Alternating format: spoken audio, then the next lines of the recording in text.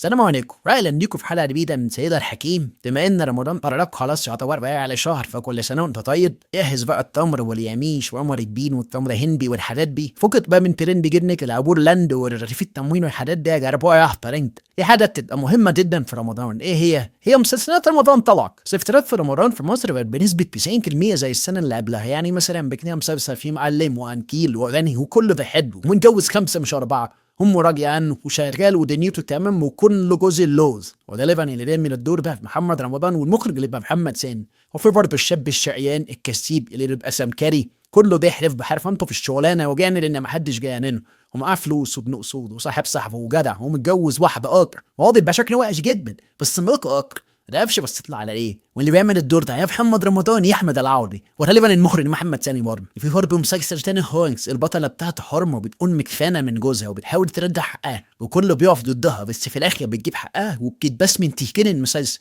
وتبقى البطله تقريبا مي عمر، وغالبا المخرج محمد سامي برضه. محمد سامي راشق كل المسلسلات. هي المسلسل بقى الاكثر شهره اللي يعتبر معظمنا بنشوفه لابد بنوع الكوميدي اللي يبقى كله ضحك وهزار وهلس ومالوش معنى، بس بنضحك وهي اللي تشير. في بقى مسلسل مركب عمري سعد بن وحده، هو بيبقى عيل جدع في حاره شعبيه واكيد فقير طبعا مش هيبقى غني، وباشا رقصه معي سمكري وعلى طول حرق الجناب زيرو وسايب اللي في النص، وتقريبا بيبقى كيرين او اتاكدت بس احنا بنقول عليه كيرين رغم ان هو اصغر عيل في الورشه، بس ستيف بحسن منهم كلهم وكسيب وبيفهم في الاصول، ممكن يخش خناقه مع 1000 نفر يحط عليهم بكوعه بس.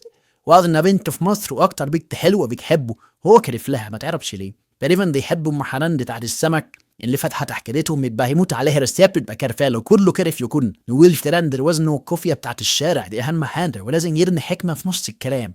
وامه ست غلبانه وعلى طول بتدعي له وما بتقومش من على السرير وعلى طول عيان. المهم هيجي في نص المسلسل كده ضميره هيموت ويشتغل في المخدرات ويبقى ملياردير، ولازم يصبغ شعره اكسجين عشان ده علامه الغنى في المناطق الشعبيه.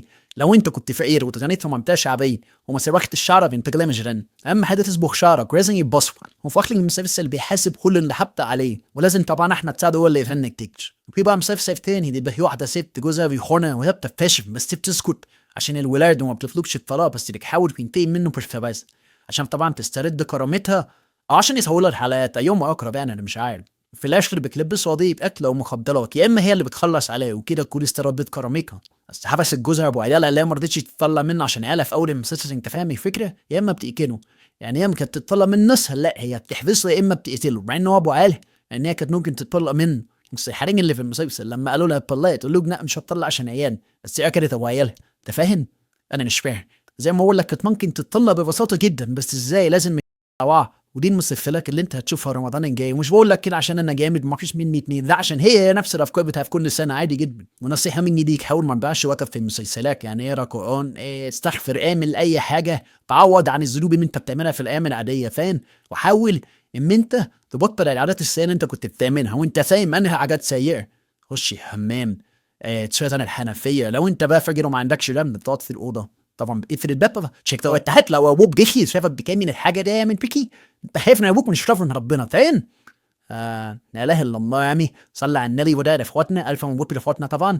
كده تكون حلقه في تسيب اتمنى انكم على بالك اذا بتكمل سبسكرايب ولايك وفعل الجرس. خش شوف باقي الحلقات من سيد الحكيم، خش شوف باقي الفيديوهات اللي رموزه دي عاملها رموزه ابن اخويا، وان شاء الله اطلع معاه البرنامج ده. السلام عليكم يا اخواتي وكل سنه وانتم طيبين.